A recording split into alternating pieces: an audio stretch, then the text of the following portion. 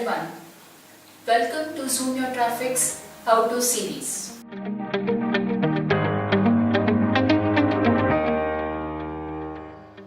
Today we are going to see how to optimize for voice search. The use of voice search and the personal assistants like Google Assistants, Amazon Echo is increasing and has changed the way people search online. So let's check some basic tips for voice search optimization. Optimizing for voice search, you need to think SEO differently.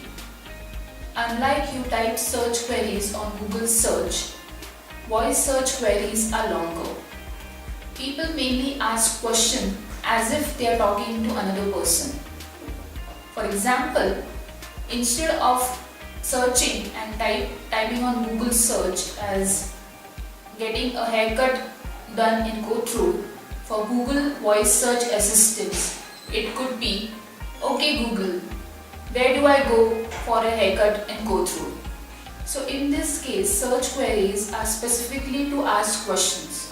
So the use of words like where, what, when, why and best need to be done in your content. Secondly, your content and your website need to meet the best SEO practice guidelines. These includes optimizing your web page for have your content that talks to people and mainly answer their questions or solve their problems.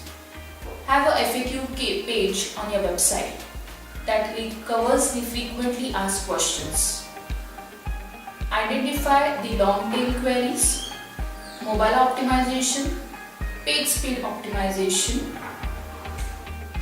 then use of natural language as far as possible, optimize local pages like Google My Business and your online local directories, navigation to be easy to flow, local reviews and responding to those reviews, ensure all your website pages are indexed and tracked by Google. That's it.